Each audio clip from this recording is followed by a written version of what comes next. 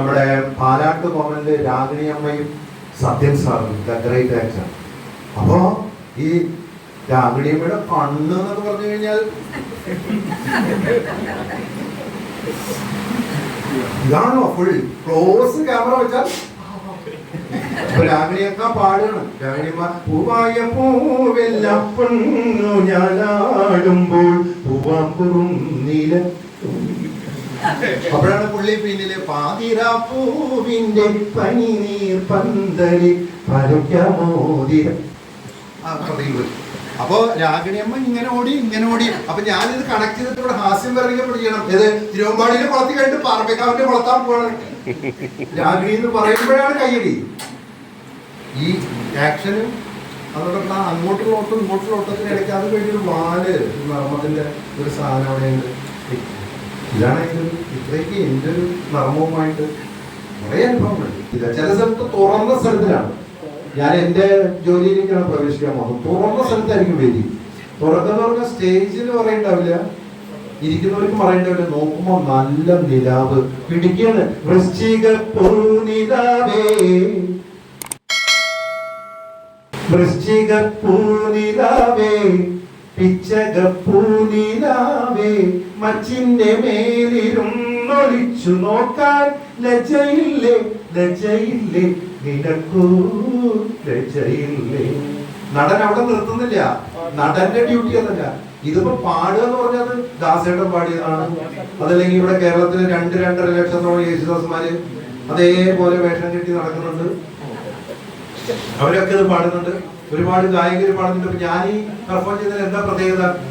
ഞാൻ ഒരു ആർട്ടിസ്റ്റ് എന്ന നിലയ്ക്ക് ഞാൻ പ്രയോഗിക്കുന്നത് ലജ്ജയില്ലേ ലജ്ജയില്ലേ നിനക്കൂ ലജ്ജയില്ലെന്നോട്ട് ഞാൻ മൂപ്പര് നിലാവിനെ ആട്ടി ഓടിക്കുക. ആര് പ്രേമസ് ഈ നിലാവിനെ ആട്ടി ഓടിച്ചിട്ടിപ്പോ എന്ന് പറയുന്ന ഒരു സാധനം വരുമ്പോഴാണ് അത് ഹാസ്യമാവും.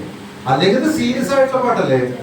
വൃശ്ചിക പൂനിലാവെന്ന് മാത്രമേ ഉള്ളൂ കുറച്ച് കടികെട്ടിയുള്ള ഭാസ്കരൻ മാസ്റ്റർ പാട്ട്. പിന്നെയൊക്കെ മച്ച് മേല് ഒളിച്ച് നോക്കി എന്നൊക്കെ സാധാരണ മലയാളമാണ്. വൃശ്ചിക പൂനിലാവെന്നോട്ട് ഇങ്ങനെ പ്രേമനസിൽ നിങ്ങൾ ലജ്ജയി ആ ആട്ടി ഓടിക്കുന്ന ഗസ്റ്ററിലും ആ ആട്ടി ഓടിക്കുന്ന അദ്ദേഹത്തിന്റെ ആ കാമുക ഭാവത്തിനെയും ജനങ്ങൾക്ക് കൊടുക്കുമ്പോഴാണ് ചിരി വരിക.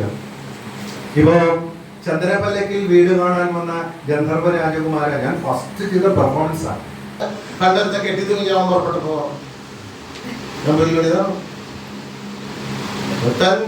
പഠിച്ചു ഇംഗ്ലീഷ് പഠിച്ചു, സംസ്കൃതം പഠിച്ചു. ഇംഗ്ലീഷിൽ സംസ്കൃതം പഠിച്ചു. വലിയ കോളേജിലേക്ക് ഇംഗ്ലീഷ് പഠിച്ചാൽ പറ്റും. സംസ്കൃതം ഒരു ഭാഷ വേറെ ഭാഷ പഠിക്കാൻ പറ്റും. പണ്ട് സാഹിത്യം പറയുന്നത് ഇംഗ്ലീഷ് കോളായിട്ട് മലയാളത്തിൽ പറയും സാധിക്കും. മലയാളത്തിൽ പറയും. കൊച്ചിക്കാനിപ്പോൾ പറയുന്നത് സംഗീതം നമ്മൾ ചെയ്ത് ചീപ്പാണെങ്കിൽ ഒരു സ്റ്റാൻഡേർഡ് വേണ്ടിയിട്ട്. അതെ. അപ്പൊ കെട്ടിത്തൂക്കാൻ പുറപ്പെട്ടപ്പോ കയറ് വേണം. അയാൾ ആലപ്പുഴയ്ക്ക് പോയി. ആലപ്പുഴ 2 ജാതി കയറുണ്ട്. ഒന്ന് തകഴിയുടെ കയറുണ്ട്, ചകിരിയുടെ കയറ്. അതിന് തകഴിയുടെ കയറുകൊണ്ട് തൂങ്ങാൻ പറ്റില്ല. ഇയാൾ ചകിരിയുടെ കയറ് പഠിച്ചു. ഒരു തല കെട്ടി കൊണ്ടിരുന്ന ഉത്തരത്ത് പറയുമ്പോൾ മനസ്സിലാവില്ല. ഭീമ ജ്വല്ലറി ഉണ്ടല്ലോ. പഞ്ചപാണ്ഡവന്മാരിൽ ധർമ്മപുത്രൻ, അർജുനൻ, നകുലൻ, സഹദേവൻ 4 ആൾക്ക് ജ്വല്ലറി ഇല്ല. ഭീമന് മാത്രം ജ്വല്ലറി. ദേവാലയമായിട്ട് ഭീമൻ ഗതാണ്ട് വെച്ച് പോയി ജ്വല്ലറി. അപ്പൊ ഇയാള് കയറ് പഠിച്ചു പോയി കെട്ടി. ഒരു അച്ഛൻ കഴിച്ചു ചാട്ടം കടിപ്പോ കയറ് പൊട്ടി താഴ്ത്തു. രണ്ടാമതും നോക്കി. രണ്ടാമതും കയറ് പൊട്ടി താഴ്ത്തു. ലെവലേശ നിരാശ ഉണ്ടായില്ല. കാരണം പവർ ഓഫ് പോസിറ്റീവ് തിങ്കിങ് നമുക്ക് 100 പ്രാവശ്യം ഇത്തവണ ചാപ്റ്ററിലെ കാര്യങ്ങളോ സ്റ്റുഡൻറ്റ് ആദ്യം കയറി പൊട്ടി കൊടുക്കും. ചാവാൻ പറ്റില്ല. അവിടെ ഒരു ആത്മഗതാഗതം സോളിലോക്കി ഉണ്ടായിട്ടില്ല. കഷ്ടം. ഒരു അഭ്യസ്ത വിദ്യന് കെട്ടിത്തൂങ്ങി ചാവാൻ കൂടി വശമില്ലാച്ച അയാൾ ജീവിച്ചിരുന്നത് കാര്യം. കാരണം ആദ്യം വായിക്കണ മൊത്തം ദേശാഭിമാനിയാണ്. ആദ്യം വായിക്കണ മൊത്തം ദേശാഭിമാനിയാണ്. എന്താ കാരണം? ദേശാഭിമാനി വായിച്ചിട്ടുണ്ടായ മനപ്രയാസം മറ്റു പത്രങ്ങൾ വായിച്ചാൽ പോകും. ദേശാഭിമാനി അവസാനം വായിച്ചാൽ കുടിക്കാം. കല്യാണം കഴിഞ്ഞ് ഒരാഴ്ച കഴിഞ്ഞ് ഭാര്യ പിരിഞ്ഞു പോകുന്ന പറഞ്ഞാൽ അത്ര സങ്കടകരമായ കാര്യമാണെന്ന് പിന്നീടാണ് എനിക്ക് മനസ്സിലായത്. അപ്പൊ ഉപരിതല വസ്തു ഇങ്ങനെ കാട്ടിലൂടെ പോയിക്കൊണ്ടിരിക്കുമ്പോ സുന്ദരമായ ഒരു വൃക്ഷം ഇങ്ങനെ തളിർത്ത് പൂത്ത് പൂത്തുലഞ്ഞ് സുഗന്ധം പരത്തിക്കൊണ്ട് ഇങ്ങനെ നിന്ന് ആടുകണം. ഉപരിജലവസ്തു മോണ്ട് താഴെ തറങ്ങി മരം നോക്കി നോക്കി അങ്ങനെ അത് സംഭവിച്ചു. ഏത് സംഭവിച്ചു? അത് സംഭവിച്ചു. ഉടനെ തന്നെ അജിത്രാജിക്ക് പെട്ടെന്ന് മനസ്സിലായി. ഉടനെ തന്നെ ഒരു താമരയുടെ രണ്ട്, ഇന്നത്തെ പോലെ അല്ല പറയാം, അന്ന് രാജാക്കന്മാർക്കൊക്കെ വേറെ തരത്തിലാണ്. താമരയുടെ രണ്ട് ഇതളുകൾ കൊണ്ടുവന്നിട്ട് അതിലേക്ക് പൊതിഞ്ഞ് ഈ ഇന്ദ്രിയ ദ്രവം അത് പൊതിഞ്ഞിട്ട് കൊട്ടാരത്തിലേക്ക് കൊടുത്തേക്കാണ് ഭാര്യയ്ക്ക്. അപ്പൊ നോക്കുമ്പോ ഒരു പരുന്തിന്റെ പക്ഷി പക്ഷിയോ ശങ്കരാചാര്യ പറഞ്ഞാല് പറവ ആണോ പരുന്താണോ ഏതോ ഒരു തരം പറവ എന്ന് പറഞ്ഞാൽ അതിന്റെ കയ്യിൽ കൊടുത്തു വെച്ച് ഇങ്ങനെ അതിങ്ങനെ യമുനാ നദിയുടെ മുകളിലൂടെ അങ്ങനെ പറന്നു പോകുമ്പോ ഇതിലെ വേറൊരാൾ വരിക. ഇതെന്തോ തിന്നാനുള്ള ഒരു സാധനമാണ്. അതിങ്ങനെ വന്നു കൊത്തുകൂടി അത് ആരംഭിക്കുന്നു. അത് നദിയിലേക്ക് പോയി. അപ്പോഴാണ് അദ്രിക എന്ന് പറയുന്ന ഒരു അപ്സരസ് ശാപം കിട്ടിയിട്ട് മത്സ്യത്തിന്റെ വേഷത്തിൽ അവിടെ കിടക്കുന്നത്. അദ്രിക ഈ ഉപരിജലവസ്തുവിന്റെ ഈ സംഭവം വീഴുകയും 10ാം മാസത്തിന് മുമ്പ് തന്നെ സംഗതിക്ക് റെഡിയാവുകയും അപ്പോഴാണ് മറ്റേ ദാശമുഖ്യൻ വന്നിട്ട് വല വീശി നല്ല കനമുള്ളൊരു മീനിനെ പിടിക്കും. തുറന്നു നോക്കുമ്പോൾ അതിനകത്ത് 2 കുട്ടികൾ ഉണ്ടാവുകയും അതില് ആൺകുട്ടിയെ രാജാവ് കൊണ്ടുപോയി പെൺകുഞ്ഞിനെ എനിക്ക് വേണമെന്ന് ദാശമുഖിന് കൊടുക്കുകയും അതാണ് സത്യവതി പറയുന്നത്. എൻ്റെ ഭാഷയിൽ, നമ്മുടെ ഭാഷയുടെ പിതാവായിട്ട് ഞാൻ കാണുന്നത് കുഞ്ചനമ്പ്യാരാണ്. അന്ന് കാലത്ത് സാധാരണക്കാരായ മനുഷ്യർ സംസാരിച്ചിരുന്ന ഭാഷയിലാണ് അത്ര കുഞ്ചനമ്പ്യാർ എഴുതിയത്. അന്ന് കാലത്ത് ആളുകൾ സംസാരിക്കുന്ന, അതായത് കടും സംസ്കൃതത്തിന്റെ ഒരു കാലത്ത് കുഞ്ചനമ്പ്യാർ വളരെ എളുപ്പത്തിൽ പറഞ്ഞു വയ്ക്കുന്നു. മറ്റതും ഖണ്ഡിച്ച് മറ്റതിന്മേൽ വീണു, മറ്റതും ഭസ്മമായി എഴുതണമെങ്കിൽ അതിന് മുമ്പ് പറഞ്ഞു വെച്ചിട്ടുള്ളത് എന്തൊക്കെയാണെന്ന് നോക്കാം.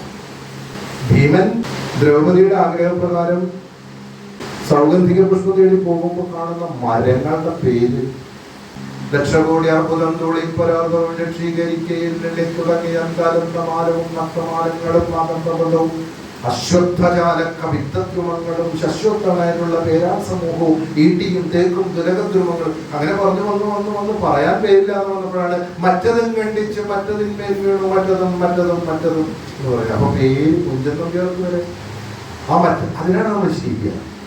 ഞാൻ മൂഷികൻ ഇനിമേൽ എന്ന് പറയുന്നതിനാണ് നർമ്മം. അപ്പൊ അന്ന് പൂഷകൻ എന്നൊരു വാക്കില്ല. അന്ന് വിമർശകരൊക്കെ കുഞ്ചനമ്പ്യാരെ ഉപയോഗിച്ചു. എന്താണ് ഇങ്ങനെ ഒരു വാക്ക് പൂഷകൻ? കുഞ്ചനമ്പ്യാര് പറഞ്ഞത്ര അതിന്റെ അർത്ഥം മനസ്സിലായില്ലേ? എന്താണ് പൂച്ച? അത് തന്നെ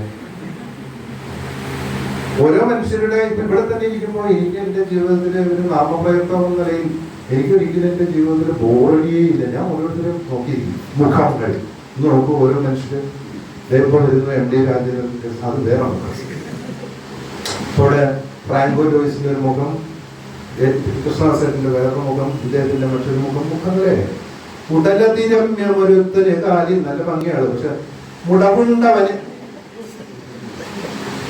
നല്ല ഭംഗി എങ്ങനെ നിൽക്കുമ്പോ കാണാം. പക്ഷെ നടക്കാൻ തുടങ്ങിയ കാര്യം ഉടലതിരമ്യമൊരുവര് കാതിൽ മുടവുണ്ടവന് നടക്കും നേരം മറ്റൊരു പുരുഷൻ സുന്ദരനെങ്കിലും ഒറ്റക്കണ്ണനായത് ദോഷം.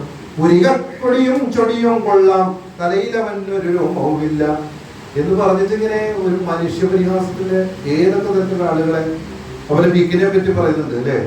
വിക്കന്മാരെ പറ്റി പറയുന്നുണ്ട്. നല്ലൊരു ഞാൻ നമ്മുടെ ഇവിടെ നിൽക്കുകയാണ് നമ്മുടെ സാഹിത്യ അക്കാദമിയില്. അതേതാ സ്ഥലം? MSc കഴിഞ്ഞതാ. MSc കഴിഞ്ഞ് പോസ്റ്റ് ഗ്രാജുവേഷൻ മാത്സിന്. അതെവിടെയാ സ്ഥലം? സാഹിത്യ അക്കാദമി. ഇവിടെ നാടകം കളിക്കുന്ന സ്ഥലം ജോസാട്ടിന്റെ. അതറിയാം ജോസാട്ടിന്റെ അല്ലടാ സാഹിത്യ അക്കാദമി. അതെവിടെ? ഇവിടെ പുളിമൂട്ടിന്റെ മുമ്പിലുള്ള സ്ഥലല്ലേ എന്ന് പറയുന്ന അക്ഷരവൈരികളൊക്കെ ഉള്ള നാടാണ്. പുളിമൂട്ടിന്റെ മുമ്പിലുള്ള സ്ഥലത്തെ ചോദിച്ച വിദ്വാന്മാരുടെ MSc കഴിഞ്ഞ് ഡോക്ടറേറ്റ് കഴിഞ്ഞ് BEd MEd കഴിഞ്ഞതാണ്. അപ്പോ ആ കുഞ്ചനമ്പ്യാരാണ് യഥാർത്ഥത്തിൽ നോക്കുമ്പോൾ ഏറ്റവും സാധാരണക്കാരന് മനസ്സിലാകുന്ന രീതിയിൽ വരമൊഴിയിൽ മലയാളിയെ ഇന്നും യക്കിച്ചു. കുടിയന്മാരവർ വീട്ടിലെ ശേഷം മടിയന്മാർ, ചില കുടിയന്മാരും രാത്രി ഒടിയന്റെ പരിപാടി. അങ്ങനെ എല്ലാവരെയും സമൂഹത്തിൽ എന്റെ കൂടുതൽ ബ്രാഹ്മണന്മാര് അതുപോലെ നായന്മാരെയാണ് എടുത്ത് കൈകാര്യം ചെയ്യുന്നത്. ഇന്നിപ്പോൾ അങ്ങനെ ഒരാൾക്ക് കൈകാര്യം ചെയ്യാൻ പറ്റുമോ? ഈ ഇപ്പോൾ ഈ ബോഡി ഷേമിംഗ് ഒക്കെയാണ് അതൊക്കെ പറഞ്ഞിട്ട് നമ്മൾ എവിടെയെങ്കിലും നിൽക്കുന്ന സമയത്ത് സ്ത്രീകൾ അങ്ങനെ നടന്നു പോകുമ്പോൾ സുലതനുണ്ണി കിടന്നു നടന്നു, സുലഗിരി തടകങ്ങൾ കടന്നു, പരിമൃദുവചനങ്ങൾ തുടർന്നു, പരിചുടുമനമൊന്നു വിടർന്നു, വരവാണി ജനങ്ങളുടെ തലമുടി പടുതരമടികയും മലപൊടികയും മണമൊമ്പൊടു വിലസുകയും ഹരിസുതനുടെ മുന്നിലടുത്തു, കരതലമതിൽ വീണയടുത്തു, സരസിജ ശരനൊന്നു കയർത്തു, വിധമൊന്നു പകർന്നു വിഴസിനകാലം, പുലികരടികളും കുറുതരികളും മറിമാനുകൾ പന്നികളും പടമിളകി നടന്നു തുടങ്ങി, മലയുടെ തടം ഒന്നു നെടുങ്ങി. അങ്ങനെ നായർ വിശന്നു വലഞ്ഞു വരുമ്പോൾ കായക്കഞ്ഞിക്കരിയിട്ടില്ല, ആയത് കണ്ട് കലമ്പിച്ചവനെ ആയുധമുടനെ കാട്ടിലെറിഞ്ഞു, ചുട്ടുനിലയ്ക്കും വെള്ളമശേഷം കുട്ടികൾ തന്നെ നടുവിൽ ഒഴിച്ചു, കെട്ടിയ പെണ്ണിനെ മടി കൂടാതെ കിട്ടിയ പടി കൊണ്ടൊന്ന് കിടച്ചു, ഉരുളിയെടുത്തത് തീരലിച്ചു, അരകല്ലങ്ങ് കുളത്തിലെറിഞ്ഞു, അതുകൊണ്ട് വിഷം തീരാഞ്ഞവൻ ആ പുരയുടെ ചുറ്റും വണ്ടി നടന്നു. അപ്പൊ ഈ അരയനാണ് ഇത് കാണുന്നത്, പെർസ്പെക്റ്റീവ്. അരയനത്തിന്റെ കണ്ണാണ് ക്യാമറ. അതാണ് ഹരിഹർ സാർ പറഞ്ഞത്, ക്യാമറയാണ് എല്ലായിടത്തും വെച്ചിരിക്കുന്നത്. അരയന്നം ഇരുന്ന് കാണാണ്. നടന്റെ തൂതുമായിട്ട് പോണ വഴിക്ക് വല്ല കാര്യമുണ്ടോ? ആലപ്പുഴയിൽ കൂടെ പോകുമ്പോ ഒരു നായര് വിളയാട്ടാ കാണുന്നത്. അരയൻ നമ്പുലർ അത് കണ്ടുടനെ ഹരഹര ശിവ ശിവ എന്ന് പറഞ്ഞു. അതിനപ്പുറത്ത് എന്താ പറയുക, ഇയാൾ തകരാറാക്കി പ്രശ്നമാക്കി നശിപ്പിച്ച് എന്തെങ്കിലും പറഞ്ഞൊരു ഹാസ്യം വേസ്റ്റ് ആയി പോയത്. ഞാൻ പറയുന്നത്, ഞാൻ വീക്കെൻഡ് വായിച്ചിട്ടില്ല, നമ്മുടെ നാടുവര് ലേഡി ഷാറ്റുമായിട്ടുള്ള ഒരു നേരത്തെ പറഞ്ഞ പോലത്തെ ഒരു പരിരംഭണത്തിന്റെ ഒരു പ്രത്യേക മുഹൂർത്തത്തിൽ ഒരു കാമാതുരമായ വല്ലാത്തൊരു പ്രണയത്തിന്റെ അതിങ്ങനെ അങ്ങനെ ലേഡി ഷാറ്റിനെ അങ്ങനെ പിടിച്ചിട്ട് നാടുവര് പറഞ്ഞു, you are so young. Connect ചെയ്യുന്ന പറ്റതാ. ലേഡി ഷാറ്റ് നാടുവരെ അപ്പൊ വയ്ക്കാൻ പറഞ്ഞു, ഒരു ഭരിതം വ്യർത്ഥമായി. ഞാനൊരു പുസ്തകം വായിക്കാൻ വേണ്ടി ആദ്യം പോണത് എൻ്റെ വീടിനടുത്തുള്ള വായനശാലയിൽ പോയിട്ട് ആദ്യം എടുത്ത പുസ്തകം പ്രേമലേഖനാണ്. എന്താ കാരണം എനിക്കറിയാം. ഏറ്റവും ചെറുത് അതായിരുന്നു. 90 പേജൊക്കെ ഉണ്ടാവില്ല അല്ലേ? 75 ഞാൻ ആദ്യം അതെടുത്ത് വായിച്ചു. അതിപ്പോഴേക്ക് വായിക്കണം. പ്രിയപ്പെട്ട സാറാമേ, എന്തൊരു കവിതയാണത്. ജീവിതം യൗവനതീക്ഷ്ണവും ഹൃദയം പ്രണയ സുരഭിതവുമായിരിക്കുന്ന ഈ അസുലഭ കാലഘട്ടത്തിൽ എൻ്റെ പ്രിയ സുഹൃത്തെ എങ്ങനെ വിനിയോഗിക്കുന്നു? ഞാനാണെങ്കിൽ എൻ്റെ ജീവിതത്തിലെ നിമിഷങ്ങൾ ഓരോന്നും സാറാമയുള്ള പ്രണയത്തിൽ കഴിയുകയാണ്. സാറാമ ഗാഠമായി ആലോചിച്ച് മധുരോദാരമായൊരു മറുപടിയാൽ എന്നെ അനുഗ്രഹിക്കണം എന്നാഗ്രഹിച്ചുകൊണ്ട് സാറാമയുടെ സ്വന്തം കേശവനായ ഒപ്പും എന്നൊരു കീച്ചിട്ട് പിന്നെ പോകുന്നൊക്കെ കവിതയെന്ന് മാറി. പിന്നെ കാച്ചിട്ട് കേശവൻ നായരൊന്നും ഇരുന്നു. അങ്ങനെ ഞാൻ പറയട്ടെ, ഈ സ്ത്രീധനം എന്ന് പറയുന്ന നമ്മുടെ സമ്പ്രദായത്തിനെതിരെ ഏറ്റവും വലിയ ആയുധം ചിരിയിലൂടെ പ്രയോഗിച്ച മഹാനാണ് വൈക്കം മുഹമ്മദ് ബഷീർ. കാരണം കേശവൻ നായർ സാറാമയോട് പറയുന്നത്, സാറാമയെ ഞാൻ സ്നേഹിക്കുന്ന പോലെ സാറാമ എന്നെയും സ്നേഹിക്കണം. അതിനാണ് 20 രൂപ ശമ്പളത്തിൽ സാറാമയെ കേശവൻ നായരെ അപ്പോയിന്റ് ചെയ്യുന്നത്. അതാണ് കാരണം. സ്ത്രീ തന്നെ ഒരു ധനമാണെന്നും വേറെ സ്ത്രീധനത്തിന്റെ ആവശ്യമില്ലെന്നും ആ സ്ത്രീയെ നമ്മൾക്ക് നമ്മുടേതാണ് ആ സ്ത്രീയെങ്കിൽ ആ സ്ത്രീക്കാണ് പൈസ കൊടുക്കേണ്ടതെന്നും ഉള്ളൊരു സന്ദേശം 1942 എഴുതിയിട്ടാണ് വൈക്കം. 42 എഴുതി, ജയിലിൽ എഴുതി, 43 പ്രസിദ്ധീകരിച്ചു, 44 പുസ്തകം നിരോധിച്ചു. അപ്പൊ സാറാമ പ്രണയം സുന്ദര സുലഭിതമായ നിരാവളിച്ചമാണ് പ്രണയത്തിൽ. കുട്ടിക്ക് പേരിടുന്നത് ഡിങ്കാഹോ, അങ്ങനെ ഒരു പേരിടാന്ന് പറഞ്ഞു. എന്നിട്ട് പ്രാക്ടീസ് ചെയ്യുന്നുണ്ട്. എൻ്റെ മോനെ ഡിങ്കാഹോ ശരിയായിരുന്നു. നമ്മുടെ മക്കൾ ഒരു ജാതിയിലും പെടേണ്ടതാണ്. ഒരു ജാതിയിലും മാത്രം നമ്മുടെ മക്കൾ പെടരുത്. നമ്മുടെ മക്കൾ എല്ലാവരും എന്തായിട്ട് വളരേണ്ടത്? മതാതീതരാവട്ടെ എന്നാണ്. മതാതീതം ആ വാക്ക് ഇപ്പോഴും ആൾക്കാർക്ക് മനസ്സിലായി. മതാതീതം. നമ്മുടെ മക്കളൊക്കെ മതാതീതരായി വളരട്ടെ എന്നാണ്. അപ്പോഴാണ് പറയുന്നത് ഡിങ്കാഹോ എന്നൊരു ചൈനീസ് പേരിടാം, അതല്ലെങ്കിൽ റഷ്യൻ പേരിടാം, ചപ്ലോസ്കി. അപ്പൊ പറയുന്നത് റഷ്യൻ വേണ്ട സ്കീ ചേർത്താൽ മതി. സ്കീ ചേർത്തല്ല ചാക്കോസ്കി എന്ന് വേണമെങ്കിൽ പറയാം. ചപ്ലോസ്കി. അപ്പൊ മോനെ ചപ്ലോസ്കി എന്ന് പറയുന്നത്, അങ്ങനെ പലതും പറയുന്നുണ്ട്. വെള്ളിയാഴ്ച എന്തൊക്കെ പേരാ പറയുന്നത്, ലോകത്തുള്ള എല്ലാ പേരും പറയുന്നുണ്ട്. അവസാനമാണ് പറയുന്നത് അവർക്കൊരു 10-20 വയസ്സാകുമ്പോൾ ഒരു മതത്തിൽ നമ്മുടെ കുട്ടികൾ പെടരുത്, നമ്മുടെ കുട്ടികളെ പേര് കേട്ടാൽ പോലും മതം അറിയരുത്, അവർ 10-20 വയസ്സായതിനു ശേഷം ഇഷ്ടമുള്ള മതം തിരഞ്ഞെടുത്തോട്ടെ എന്ന് പറയുന്ന ഒരു മഹത്തായ സന്ദേശത്തെ മലയാളത്തിന് ഏറ്റവും സാധാരണക്കാരന് ഉപയോഗിക്കുന്ന ഭാഷയിലൂടെ പറഞ്ഞു തന്ന വൈക്കം മുഹമ്മദ് ബഷീറിനെ തൊടാതെ എനിക്ക് മുന്നോട്ട് പോകാൻ പറ്റും. ഈ തുലാഭാരം എന്ന് പറയുന്ന സിനിമയിലെ പാട്ട് കേട്ടിട്ടാണ് കാര്യങ്ങൾ ആദ്യം കേട്ട പാട്ടാണ്. അതിനു മുമ്പ് പാട്ട് കേട്ടിട്ടുണ്ടോ ചോദിച്ചാൽ അതിനു മുമ്പ് പാട്ടൊക്കെ കേട്ടിട്ടുണ്ടോ, പക്ഷെ ശരിക്കും കേട്ട പാട്ട് അതാണ്. ഓമനത്തിങ്കളിനോണം പിറക്കുമ്പോൾ താമരക്കുമ്പിളിൽ പനി, ഓണം പിറന്നാലും ഉണ്ണി പിറന്നാലും ഓരോ കൊമ്പിൽ കണ്ണീര്, മണ്ണിനോരോ കൊമ്പിൽ കണ്ണീര്. ഈ പാട്ടാണ് കേൾക്കുന്നത്, ആദ്യം കേൾക്കുന്ന പാട്ടാണ്. ആ പാട്ടൊക്കെ കേട്ടതിന് ശേഷമാണ് നമുക്ക് കാര്യങ്ങൾ മനസ്സിലാകുന്നത്. ഈ ജീവിതത്തിന്റെ 2 തട്ടുകളെ കുറിച്ച്. വേറെയാണ് വിചാരമെങ്കില് നേരമായത് ചൊല്ലുവാൻ, വെറുതെ ഞാനെന്തിനെയും വെയിലത്ത് കയ്യിലും കുത്തി നടക്കണ്. കയ്യില് കുത്തുക, ഒരു പണിയില്ലാണ്ടിരിക്കുകയാണ്. ആ പണി ചെയ്യുന്ന ആൾക്കാരുടെ ഭാഷയത്, മരപ്പണി ചെയ്യുന്ന ആൾക്കാര് എന്താ ചെയ്യണേ ആശാരി, അവിടെ കയ്യിൽ കുത്തിയിരിക്കുകയാണ്. വൈക്കം മുഹമ്മദ് ബഷീർ വളരെ സാധാരണക്കാരൻ സംസാരിക്കുന്ന ഭാഷയെ സാഹിത്യത്തിന്റെ അങ്ങേയറ്റത്തെത്തിച്ചു. ഗാനകലയിൽ വി ഭാസ്കരൻ മാസ്റ്റർ സാധാരണക്കാരന്റെ ഭാഷയെ മറ്റൊരു തലത്തിലെത്തിച്ചു. മഹേന്ദ്ര ഇന്ദ്രജാലം തീർക്കുക. കഴിഞ്ഞ ദിവസം ഞാൻ ബോംബെയിൽ കൽക്കത്തയിൽ ഒരു പരിപാടിക്ക് പോയപ്പോൾ അവിടെ കെ കരുണാകരൻ മുഖ്യമന്ത്രിയായിരുന്ന കാലത്ത് അദ്ദേഹം വന്ന ഒരു ഫലകം വെച്ചിരിക്കുന്നു. കരുണാകരൻ സാറാണ് ഇവിടെ ഈ ഓഡിറ്റോറിയം നിർമ്മിക്കാൻ വേണ്ടി അന്ന് കേരളത്തിൽ നിന്ന് പൈസ കരുണാകരൻ സാർ അവിടെ നിന്ന് കിട്ടിയിരിക്കുക. അന്ന് പറയേണ്ട അവിടെ നിന്ന് കിട്ടിയത് ഇവിടെ ഇത് തുടങ്ങുന്നത് കെ കരുണാകരൻ സാറിനാണ്. ആ പരിപാടി AMCT ഹോസ്പിറ്റലിന്റെ 130 ഏക്കറിലാണ് ഹോസ്പിറ്റൽ. ഞാനൊരു പഴയകാല ഫാർമസിസ്റ്റ് ആയിരുന്നു. നിങ്ങൾക്കറിയോ, എന്നെ അവിടെ വിളിച്ചത് പെർഫോമർ എന്ന രീതിയിൽ മാത്രമല്ല, ഒരു എക്സ് ഫാർമസിസ്റ്റ്, ഒരു മുൻ ഫാർമസിസ്റ്റ് രീതിയിലാണ് ഞാൻ അവിടെ. എനിക്കിപ്പോഴും അറിയാതൊക്കെ അതിന്റെ പ്രയോഗശാസ്ത്രങ്ങളില്ലെങ്കിലും അതിന്റെ സിദ്ധാന്തം കേമായാൽ മതി എന്ന് പറയാം. പ്രയോഗം കേമാവണമെന്നില്ല. ഏത് പ്രയോഗങ്ങളുടെ കേമായിട്ട് എല്ലാ സിദ്ധാന്തങ്ങളും പ്രയോഗങ്ങളൊക്കെ അപകട. അവിടുത്തെ ഒരു പ്രത്യേക ഡോക്ടർ കെ കരുണാകരൻ സാർ ആണ് അദ്ദേഹം മുഖ്യമന്ത്രിയായിട്ട് ചെയ്തു കൊടുത്തു. അപ്പൊ അതിനെപ്പറ്റി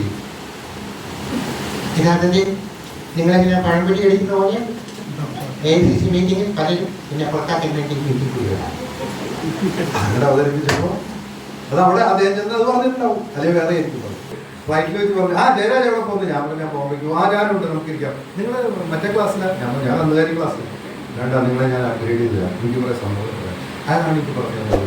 അടയാത്ത വാതിൽ വിചാരിക്കും. അത് ഒറ്റ ദിവസത്തെ പരിപാടിക്ക് അത് മതി. വാതിലുകൾ അടയുന്നു, തുറന്നു, അതൊക്കെ വെച്ച് കാച്ചാലോ. ആർക്കും തുറന്നരുത്. ഏറ്റവും വലിയ തമാശ കേരളത്തില് LDF വരും, എല്ലാം ശരിയായിരിക്കും. സത്യം പറഞ്ഞു കഴിഞ്ഞാൽ നമ്മളെതിരൊന്നുമില്ല. നമുക്കങ്ങനെ ഒരു രാഷ്ട്രീയ പാർട്ടിക്ക് എതിരല്ല. എല്ലാവരും നമ്മുടെ ആളുകളാണ്. ഓരോ ദിവസങ്ങളിൽ, ഓരോ യാത്രകളിൽ, ചായക്കടകളിൽ നമ്മൾ പോകുമ്പോൾ ഈ ചെറിയ തട്ടുകളിൽ ചായ കുടിക്കാൻ കയറുമ്പോൾ അവിടെയൊക്കെ നമ്മുടെ ആൾക്കാരുണ്ടല്ലോ. ജയരാജന്റെ എന്താ പരിപാടി? ഒരു സാധനം ഞാൻ പറഞ്ഞുതരാം എന്ന് പറഞ്ഞ് ചില ആൾക്കാർ നമ്മൾ ചിന്തിക്കാത്ത പ്ലെയിനിലുള്ള ചില സാധനങ്ങൾ പറഞ്ഞുതരും. ഇതൊന്നും കാശുകൊണ്ടാണ്. ഇത് ഞാൻ കണ്ടില്ല. സോഷ്യൽ മീഡിയയിൽ അന്ന് ജയരാജൻ പറയുമ്പോഴേ ഇതിനൊരു എയിമുള്ള ജാതി എയിമായി എന്ന് പറയുന്ന തൃശ്ശൂരിന്റെ ഏറ്റവും വലിയ കണ്ടുപിടുത്തം എന്ന് വെച്ചാൽ എയിമെന്നാണ്. സുനിലാക്കാൻ എവിടേക്കാണ് എയിം? അപ്പൊ എയിം എന്ന് അവർ ഉദ്ദേശിക്കുന്നത്, അവര് ജാതി എയിം എന്ന് പറഞ്ഞ ഫോക്കസ് ആണ്. ഫോക്കസ്.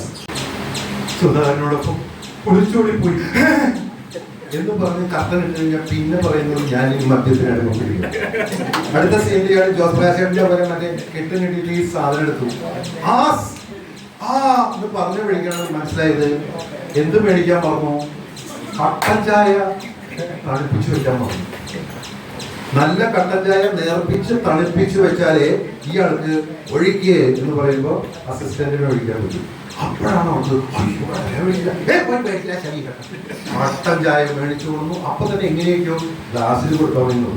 അങ്ങനെ ഇയാൾക്ക് ഞാനീ മദ്യത്തിൽ എന്റെ ജീവിതം ഇവിടെ അവസാനിക്കുക. അമ്മയില്ലാത്തവളെ ഞാൻ വളർത്തി വലുതാക്കി കൊണ്ടുവന്നത് എന്റെ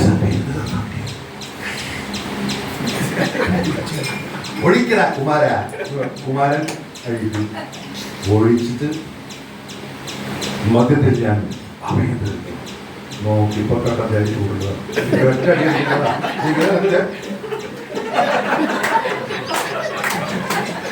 ആ ഒരു എക്സ്പീരിയൻസ് ആയി ഷെയർ അല്ല. ആ സമയത്ത് നടൻ എന്ത് ചെയ്യും? പാവം നടൻ. അതൊക്കെ സംഘാടകരുടെ സെക്രട്ടറിയുടെ കമ്മിറ്റി സെക്രട്ടറിയുടെ ചുമതലയാണ്. അതുകൂടാതെ ആരുടെയാണ്? അതിന്റെ സ്റ്റേജ് മാനേജറിന്റെ ചുമതലയാണ്. കട്ടൻ ചായ നേരത്തെ കൊണ്ടുവന്ന് നേർപ്പിച്ച് ഈ ഇതിലാക്കി വെക്കുകയും ഇയാൾ ചോദിക്കുമ്പോൾ വാറ്റ് 69 ബുക്ക് ചെയ്യുന്നു. ഈ സാധനം വേണോ ഒന്നേ കൂട്ടി തുറക്കണം. സാധനം ഒഴിക്കുമ്പോൾ ഇയാളുടെ ജന്തുക്കളുടെ മുഖം അവിടേക്ക് മറ്റേ തീയണ ചോദനയിച്ച് ഇത് നേരിട്ട് ഒഴിച്ചപ്പോൾ ഇയാള് എന്ത് തേങ്ങ ഒഴിച്ചിട്ട് മദ്യചഷകമേ.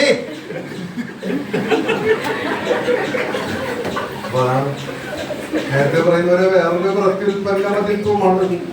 അങ്ങനെ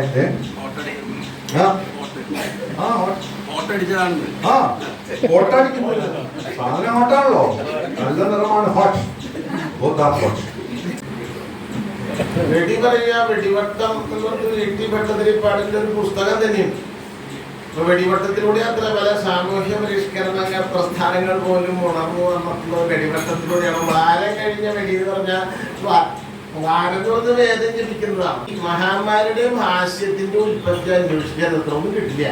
എവിടുന്നാണ് ഹാസ്യത്തിന്റെ തുടക്കം എന്ന് അന്വേഷിക്കുന്നതിൽ എനിക്ക് യാതൊരു പിടിയും കിട്ടിയില്ല. ഞാൻ ഒന്നിന്റെ ഹാസ്യം ഒരു അന്തല്ലാത്ത സാധനം. ഈശ്വരന്റെ ഹാസ്യം അന്തല്ലാത്തതാണ്.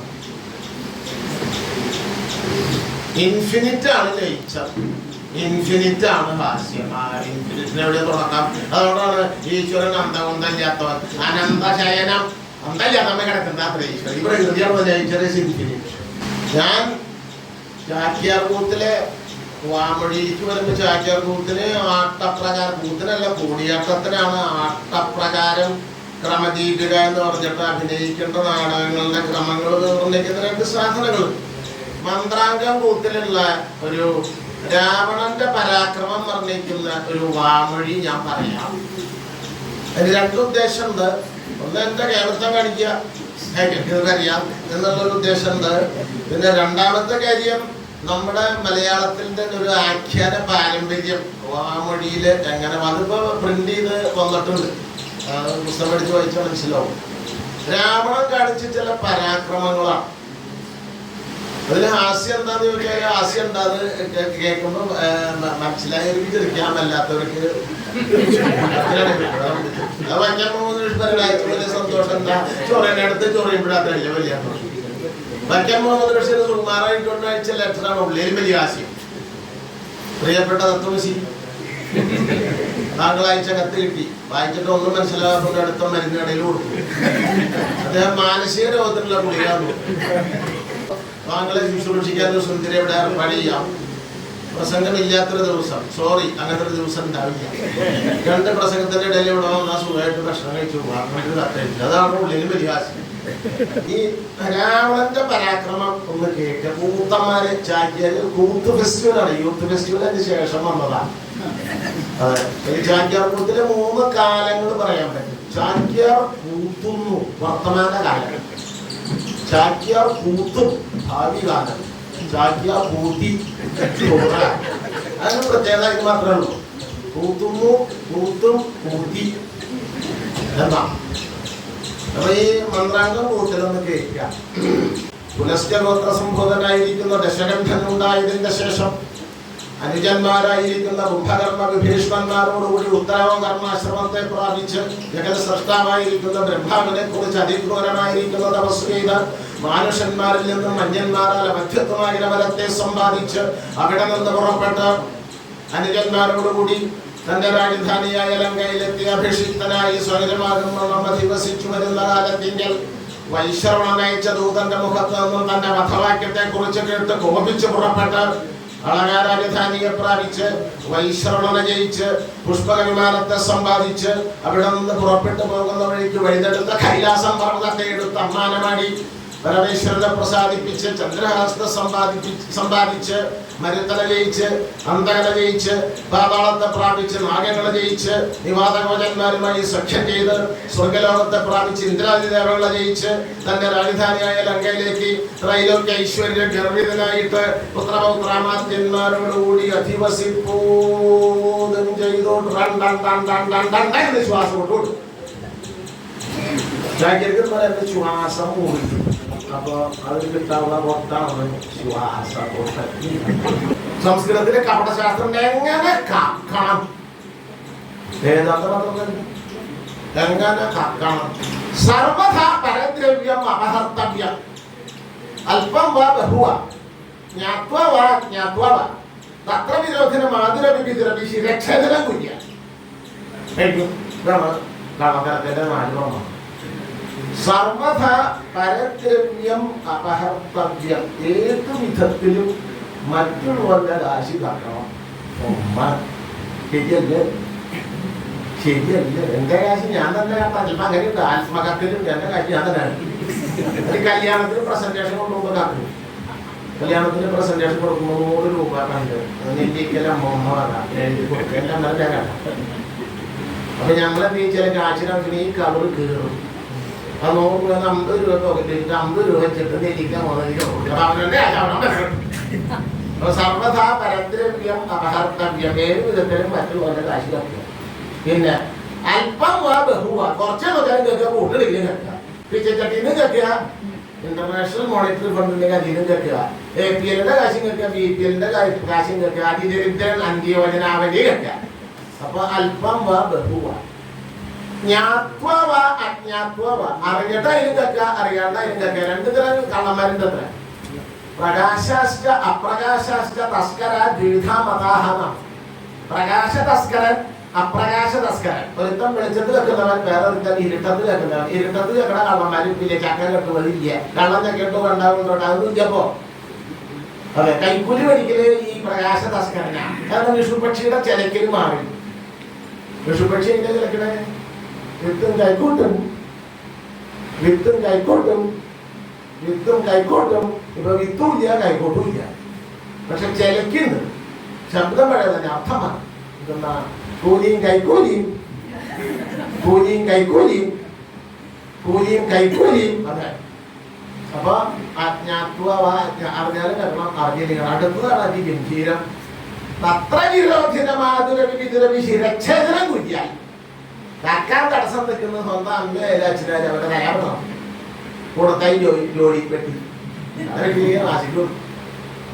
ഞാൻ പടിഞ്ഞാറപ്പാട്ട് മന എന്ന് പറഞ്ഞ വളാഞ്ചേരി അടുത്തൊരു മനയില് ഒരു എന്തോ ഒരു ആവശ്യത്തിന് കല്യാണം എന്തൊരു ഞാൻ നമ്പൂരിമരുന്ന് പറയാൻ പോയി. അവിടെ 2 നമ്പൂരിമാര് ഇതുവരെ തിരഞ്ഞിരിക്കുക. നോക്കുന്നുണ്ട്. ഒരാൾ ചോദിച്ചു, തീവണ്ടി വന്നിട്ട് എത്ര കാലായി? ഒരു 60 കൊല്ലം ഉണ്ടാവും.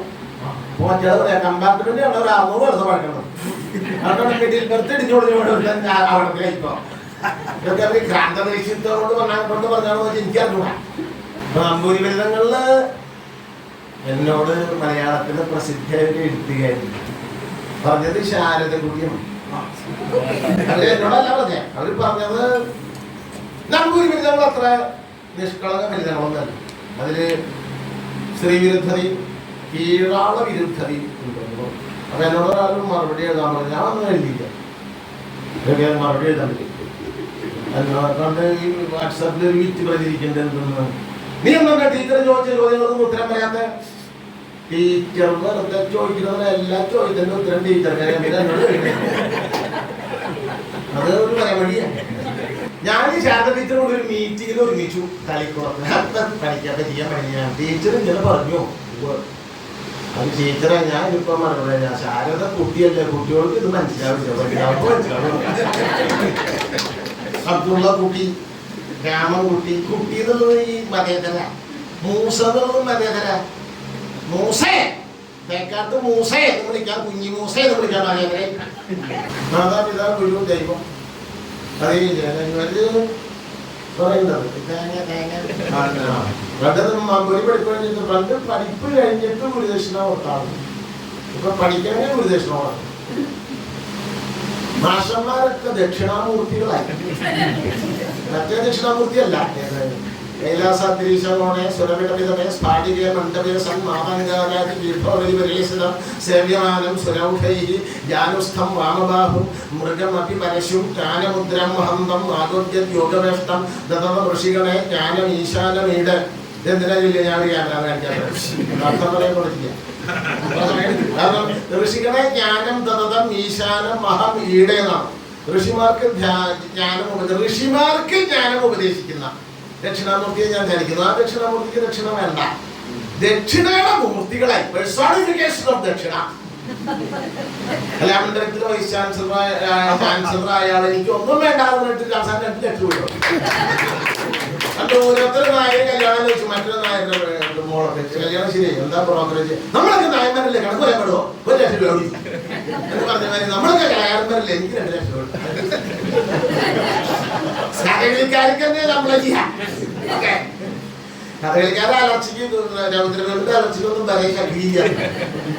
നമ്മളെ ചെയ്യാം വേണ്ടേ, നമ്മളെല്ലാം ബിരിയാണി കൊടുക്കുന്നതിനെ പറ്റി.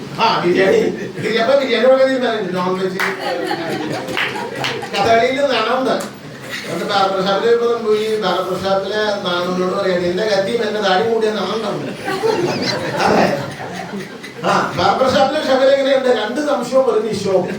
എന്താ അത്, മുഖത്ത മോത്തരോമം മുഴുവൻ പോവില്ലാന്നും വേദന എടുക്കുന്ന നിശം, പ്രാണം പോകുന്ന സംശയം.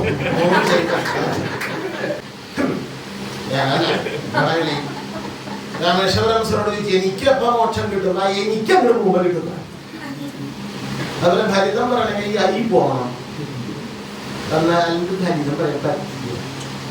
അത് നമ്മുടെ ഏറ്റവും ജഗദീശ് പശുവിന്റെ ചുണ്ടുമ്പോൾ നക്കണതുണ്ട്, നക്കണം അല്ലെങ്കിൽ നിങ്ങൾക്ക് അഭിനയിക്കാൻ പറ്റില്ല. ഞാൻ നക്ക് അതിന് നീ പഠിക്ക് പോകരുത്, ഏത് പഠിക്ക് അഭിനയിക്കാൻ പോലും. ഐസ് ബ്രേക്കിംഗ് ഇംഗ്ലീഷ് പറയുന്ന ഈ സാധനം നാണം കളയുന്നതാണ്. ഇപ്പൊ വേറൊരു ജാതി നാണം കളയുന്നുണ്ട്. നാണം കെടുക, എന്താ നാണം എന്താ തീയ കെടാൻ, നാണം കെടുത്ത. അതെ, മാണിക്കൂത്ത് രാമുണ്ണി നായർ ഇറച്ചി ലക്ഷം ഞാൻ പറഞ്ഞിട്ടില്ല. മാണിക്കൂത്ത് രാമുണ്ണി നായർ, അതെ, അദ്ദേഹം ചെയ്ത ആര്യാപരാധം 4 പുസ്തകം ചെയ്തതാണ്. ഈ സഞ്ജയൻ കപ്പി കപ്പി ചപ്പി ചപ്പി തപ്പി തപ്പി തുപ്പി തുപ്പി ഇത് ഹാസ്യമാണ്. അതെ, സഞ്ജയന്റെ ഹാസ്യത്തെ പറ്റി പ്രസിദ്ധമായിട്ടുള്ള കവിത ഉണ്ടല്ലോ. അരങ്ങത്തു കർത്തനുയരും വേളയിൽ ഒരു വിദൂഷകനീവീലനായി കളിയോഗനാഥൻ തിരുമുമ്പിൽ കുപ്പു കരവുമായി ചെന്നു തൊഴുതുണർത്തിച്ചാൻ അടിയനീ മുടി അഴിച്ചു വയ്ക്കുവാൻ അനുവാദം കനിഞ്ഞരുളണേ വിഭോ.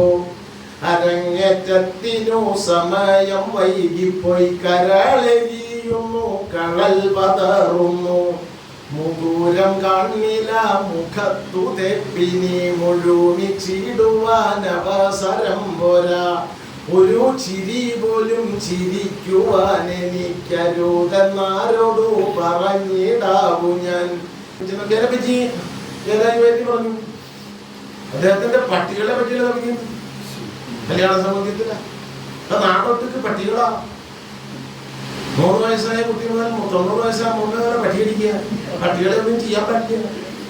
മേനകാഗാന്ധി മനേകാഗാന്ധി എന്നാണ് അത് പറഞ്ഞു. മേനകാഗാന്ധി മേനകാഗാന്ധി നല്ല പേര്, മനേകാഗാന്ധി എന്നാണ്. കുഞ്ചൻ പേര് പട്ടികളെ പറ്റിയുള്ള കവിത. ബബ്ബുരയ്ക്കുന്ന വമ്പനും നല്ല കറുമ്പൻ വെളുമ്പനും ഉണ്ടനും നീളനും ചാത്തനും കുഞ്ഞനും പാണ്ടൻ മറണ്ടനും ചാടി മൂക്കത്തു കടിക്കുന്ന വെള്ളവും കുക്കുടത്തെ പിടിച്ചിടുന്ന കള്ളനും ദുഷ്കരം മുഷ്കരനും മുറിവാലനും ഒക്കെ ഞെട്ടിച്ചുടാൻ ബബ്ബം എന്നൊരു ശബ്ദമക്കാടകത്തൊക്കെ പരന്നുതേന്ന ഒരു വികട സരസ്വതി വന്ദനം ഞാൻ എഴുതിയിട്ടുണ്ട്. ഞാൻ പോലും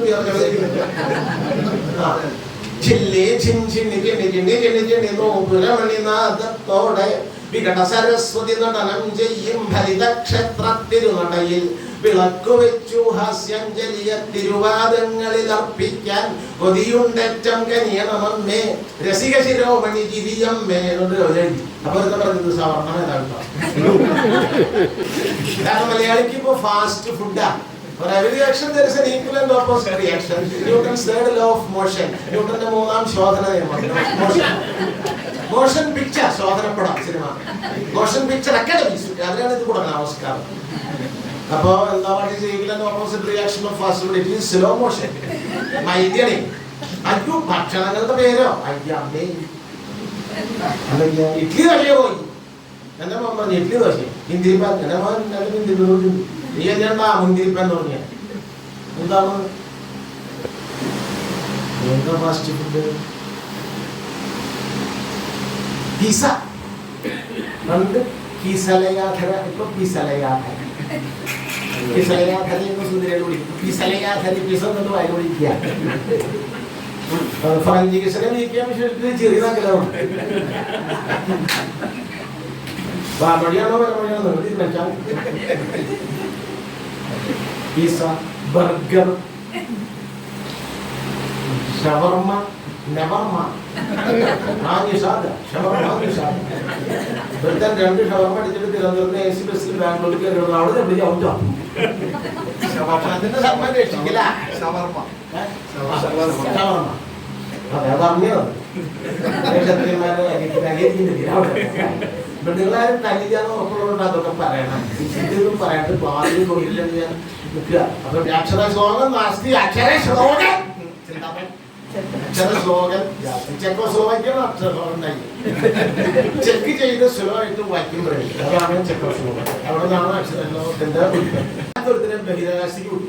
റഷ്യയില് ബ്രഷ്നയെ പോയി. അതിന് തിരിച്ചു വന്നു. ക്രെംലിനിൽ ഭയങ്കര സ്വീകരണം കൊടുത്തു. ബ്രഷ്നവ് ഇയാളെ പ്രൈവറ്റ് റൂമിലേക്ക് വിളിച്ചിട്ടായിരുന്നു. താൻ ബഹിരാകാശത്ത് പോയിട്ട് ദൈവത്തിനെ കണ്ടു. പുറത്ത് പറയാൻ നമ്മളെ കമ്മ്യൂണിസ്റ്റാറില്ല പുറത്ത് മിണ്ടുള്ളൂ എന്തില്ല. അത് എന്തിയാളെ ഇറ്റലി റോമിൽ പോപ്പ് എടുത്ത് സ്വീകരണം കൊടുത്തു. പോപ്പ് അകത്തേക്ക് വിളിച്ചു. താൻ ബഹിരാകാശത്ത് പോയിട്ട് ദൈവത്തെ കണ്ടു. കണ്ടില്ല. കാണിക്കാതെ എനിക്കറിയാം പപ്പ പറയണ്ട.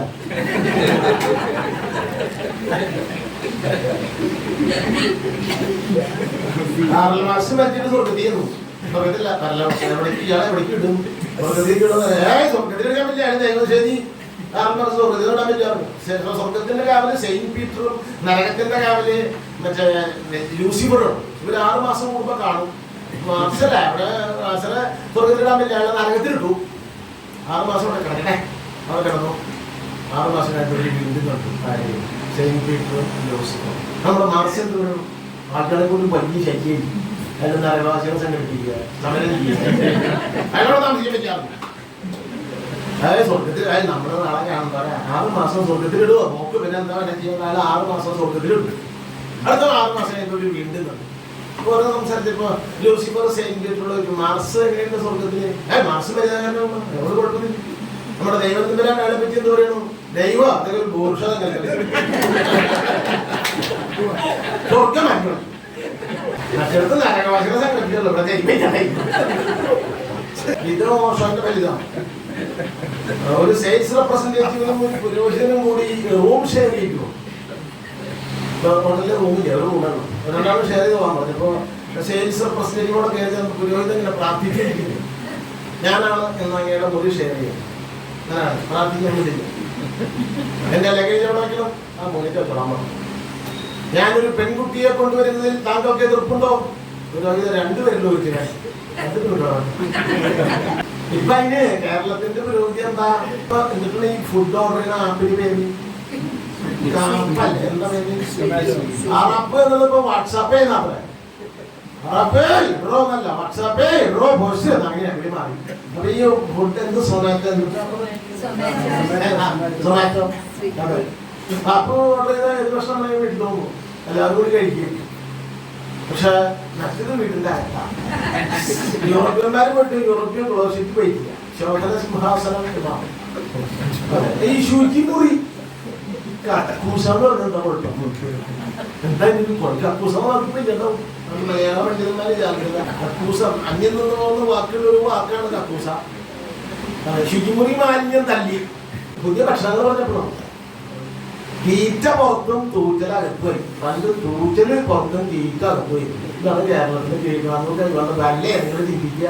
ഞാൻ ജസ്റ്റ് നമ്മുടെ ഒരു എങ്ങനെ ഒരു ആർട്ടിസ്റ്റായി അല്ലെങ്കിൽ ഒരു കലാകാരനായിട്ടുള്ള ചെറുതായിട്ടൊരു യാത്ര പറയാം. ഞാനിപ്പോൾ പഠിച്ചത് ഇവിടെ തൃശ്ശൂർ CMS സ്കൂളിലെ കേരള കോളേജിലൊക്കെയാണ്. അപ്പോൾ പഠിക്കുന്ന കാലത്തോ ഒന്നും ഞാൻ അങ്ങനെ ഒരു വളരെ ആക്റ്റീവായിട്ട് കലാരംഗത്തോ ഒന്നും ഉണ്ടായിരുന്നു എപ്പോഴും. അപ്പോൾ പലപ്പോഴും എൻ്റെ ഒപ്പം പഠിച്ചിരുന്നവർക്ക് നീ എങ്ങനെയാണ് ആർട്ടിസ്റ്റായത്? അന്ന് കുറേ ആസ്ഥാന കലാകാരന്മാരൊക്കെ ഉണ്ടായിരുന്നല്ലോ. അപ്പോൾ ഞാൻ അത് കഴിഞ്ഞിട്ട് ഞാൻ ഇവിടുന്ന് ബറോഡ സ്ഥലത്തേക്ക് പോയത്. അവിടെ ഒരു അമ്മാവുണ്ടായിരുന്നു. അവിടെ ഹോട്ടലിൽ കുറേ ആയിരുന്നു. പിന്നെ ബോംബെയിൽ പോയി. അപ്പോൾ പല പല ജോലികൾ ചെയ്യുന്നുണ്ട്. ഹോട്ടലിലാണ് കൂടുതൽ ജോലി ചെയ്യുന്നത്. പിന്നെ ഇൻഡസ്ട്രിയൽ ഫോട്ടോഗ്രാഫിയിൽ വർക്ക് ചെയ്യുന്നുണ്ട്. പല എന്ത് ചെയ്യുമ്പോഴും ഇതെല്ലാം ചെയ്യേണ്ടത് വേറെ എന്തോ ആണ് എന്നാണ് ഒരു തോന്നലുണ്ടായിരുന്നു.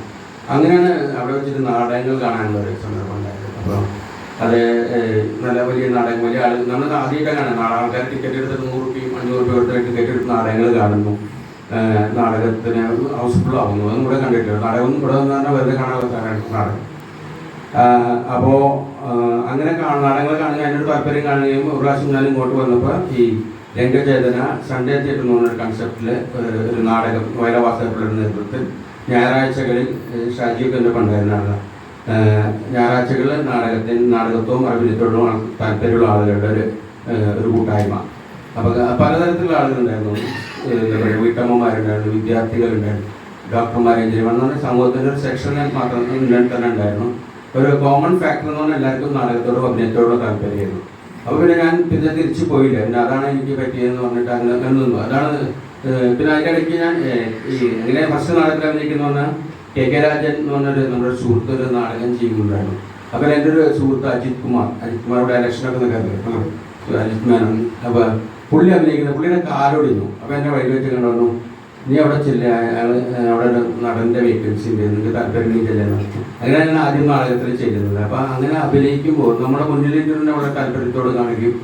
നമ്മൾ ചെയ്യുന്നത് നമുക്ക് തന്നെ വളരെ സന്തോഷം തോന്നുന്ന ഒരു പ്രവൃത്തിയാണ്. അങ്ങനെയാണ് അഭിനയമൊക്കെ നമുക്ക് പറ്റുന്ന കാര്യങ്ങൾ. ഇതാണ് കട്ടക്കെന്നൊക്കെ വളരെ ലേറ്റർ സ്റ്റേജിൽ തിരിച്ചറിയില്ല. 40 വയസ്സൊക്കെ നമ്മളൊക്കെയാണ് നോക്കുന്നത്. പിന്നെ ഈ രംഗചാൻ തുടങ്ങിയപ്പോൾ അതിനൊപ്പം കൂടുകയും അങ്ങനെയായിരുന്നു. അപ്പോൾ ഫസ്റ്റ് നാടകം സിനിമയിലേക്ക് വന്നത് പിന്നെ സ്പൈനൽ കോഡ് എന്ന് പറഞ്ഞ നാടകം ദീപൻ ശിവരാമൻ ചെയ്യുമ്പോൾ ആ നാടകം കാണാൻ മാർട്ടിൻ പ്രക്കാട് വരികയും അദ്ദേഹം ആ സിനിമ നാടകം 4 പേരെ ഞങ്ങളുടെ സിനിമയിലേക്ക് എടുത്തു. അപ്പോൾ ഫസ്റ്റ് ഇത് മമ്മൂക്കയുടെ ഒപ്പമായിരുന്നു. ആദ്യത്തെ സീനും ആദ്യത്തെ ഷോട്ടൊക്കെ മമ്മൂക്കയുടെ ഒപ്പമായിരുന്നു. ബെസ്റ്റ് ആക്ടർ എന്നുള്ള സിനിമ. Best actor. അതിനു ശേഷം ചാപ്പാക്കുരിശ് എന്ന് പറഞ്ഞ സിനിമ വന്നപ്പോൾ അതൊരു ബ്രേക്ക് ആയിരുന്നു. അതിന് തുടർച്ചയായിട്ട് സിനിമകൾ ചെയ്തുകൊണ്ടിരിക്കുന്നു. നാടകം ചെയ്യുന്നുണ്ട്. അതിപ്പം ഇപ്പം ഞാനും ശ്രീകുമാർ കഴിഞ്ഞ മാസം ഞങ്ങൾ ഓസ്ട്രേലിയ പോയി. ഇപ്പം വലിയ നാടകങ്ങളിൽ ഭാഗമാകാൻ പറ്റാറില്ല എപ്പോഴും തിരക്ക് കാരണം. അപ്പം ഞാനും ജയപ്രകാശ് കുളൂർ മാഷ് സംവിധാനം ചെയ്തിട്ടുള്ള ഞാനും ശ്രീകുമാർ മറിമാൻ ശ്രീകുമാറും കൂടി ചെയ്യുന്ന 2 പേരെ അഭിനയിക്കുന്ന ഒരു നാടകമുണ്ട്, ടാർസൻ എന്ന് പറഞ്ഞ. അപ്പം അതാണ് ഇപ്പോൾ ചെയ്തുകൊണ്ടിരിക്കുന്ന നാടകം. ഇപ്പം മനുഷ്യൻ പറഞ്ഞില്ല മറ്റേ ഈ ഇതാണ് പുണ്യാള നഗരപത്തിയിൽ, അതൊന്നും സ്ക്രിപ്റ്റുകളല്ല. അതായത് ആക്ടേഴ്സ് ഇംപ്രൂവൈസേഷനാണ്. അത് ആ സമയത്ത് തോന്നുന്നതാണ്. അപ്പോൾ അതിൽ പറഞ്ഞ് എനിക്ക് നീതിക്ക് ഞാൻ ഉത്തരത്തിൽ കെട്ടിത്തൂങ്ങി ചാവുന്നു മാത്രമേ സ്ക്രിപ്റ്റിൽ എഴുതി വെച്ചിട്ടുള്ളൂ. അപ്പോൾ അതിനുശേഷമാണ് ഞാൻ നോക്കിയിട്ട് ഇവിടെ ഒന്ന് ചോദിച്ചോട്ടെ എന്ന് പറയുമ്പോൾ അപ്പോൾ അതാണ് ഡയറക്ടേഴ്സ് സെൻസ് എന്ന് പറഞ്ഞാൽ. അപ്പോൾ അത് പറഞ്ഞോളൂ എന്നുള്ള ആൾക്ക് തോന്നണം. നമ്മളെപ്പോഴും നമ്മൾ കൈനങ്ങിട്ട് പറയാൻ പറ്റില്ല. അപ്പോൾ അത് പറയാൻ അപ്പോൾ ഞാൻ ഇവിടെയാണ്. അപ്പം മറ്റാൾ പറയും ഇവിടെ ഔട്ട് സൈഡാണ്, അത് കുഴപ്പമില്ല, ഇങ്ങനത്തെ കാര്യങ്ങളൊക്കെ. അത് നിങ്ങൾ ആമയെന്ന് പറഞ്ഞ സിനിമ ഓർക്കുന്നുണ്ടെങ്കിൽ അതിൽ ഈ കപ്പിയാരുടെ മുണ്ടഴിഞ്ഞു പോണൊരു സീനുണ്ട്. അപ്പോൾ അതിൽ സ്ക്രിപ്റ്റിൽ മുണ്ടഴിഞ്ഞു പോകണമെന്ന് വരെ എഴുതിയിട്ടുള്ളൂ. അപ്പം നമ്മൾ ചെയ്ത എക്സ്റ്റൻഷൻ മുണ്ടഴിഞ്ഞ് പോയിട്ട് ഇയാൾ മുണ്ടഴിഞ്ഞ് പോയത് അറിയാതെ ഹാപ്പി എന്ന് പറഞ്ഞ് ഇയാൾ ആ നിൽക്കുന്ന കാര്യങ്ങളൊക്കെ അത് സ്പോട്ടിൽ വരുന്നത്. അപ്പോൾ അതിനൊക്കെ കാരണം നമ്മുടെ തിയേറ്റർ ബാക്ക്ഗ്രൗണ്ടാണ്. നമ്മൾ ഇത്തരം ഒരു കഥാപാത്രത്തിലെ തന്നെ നമുക്ക് ചെയ്യുന്ന ഒരുപാട് ഇംപ്രൂവൈസേഷൻസും കാര്യങ്ങളൊക്കെ ആയിരുന്നു. അപ്പോൾ അത്തരം ഒരുപാട് കാര്യങ്ങൾ നമ്മൾ ഹെൽപ്പ് ചെയ്തിട്ടുണ്ട്. ഞാൻ എന്ന് പറഞ്ഞാൽ അഹം സ്തംഭിക്കുമ്പോഴാണ്, അല്ലെങ്കിൽ എന്തായാലും പറയുക ഇല്ലാതാവുമ്പോഴാണ് ഒരു നൈമിഷികമായിട്ടുള്ള ഒരു ആധ്യാത്മിക അനുഭവമാണ് ചിരി എന്ന് പറയാൻ കാരണം അതാണ്. ഒറ്റ നിമിഷം പെട്ടെന്ന് ഞാൻ അപ്രത്യക്ഷമാവും. അപ്പോഴാണ് ചിരി വരിക. ചിരിക്കുന്ന നേരത്ത് ഞാനില്ലാവില്ല. വിവിധ സാംസ്കാരിക പരിപാടികളുടെ 115ാമത്തെ അധ്യായമാണ് ഇന്ന് സാഗരിയിൽ നടക്കുന്നത്. ഈ 115 പരിപാടികളിൽ ആദ്യമായാണ് ഹാസ്യത്തിന് പ്രാധാന്യം നൽകിക്കൊണ്ട് നമ്മൾ ഒരു പരിപാടി സംഘടിപ്പിക്കുന്നത്. ഏറ്റവും പ്രമുഖരായിട്ടുള്ള സാംസ്കാരിക മുഖങ്ങളിൽ പ്രമുഖരായിട്ടുള്ളവർ തന്നെ നമുക്ക് ഈ വേദിയിൽ അണിനിർത്താൻ കഴിഞ്ഞു എന്നുള്ളത് ഒരുപക്ഷെ ലിറ്റററി ഫോറത്തിൽ മാത്രം അവകാശപ്പെടാൻ കഴിയുന്ന ഒരു ബോധ്യമാണ്. സാഹിത്യ പരിപാടിയിൽ ഇന്ന് വാമൊഴി ഹാസ്യം, വരുമൊഴി ഹാസ്യം സാഹിത്യത്തിലും അരങ്ങേറും. ഹാസ്യം എന്നത് ആസ്വദിക്കാൻ വളരെ എളുപ്പമുള്ള ഒരു കാര്യമാണെങ്കിലും അത് പറഞ്ഞ് ഫലിപ്പിക്കുക അല്ലെങ്കിൽ എഴുതി ഫലിപ്പിക്കുക എന്നുള്ളത് വളരെ ബുദ്ധിമുട്ടേറിയ ഒരു കാര്യമാണ്.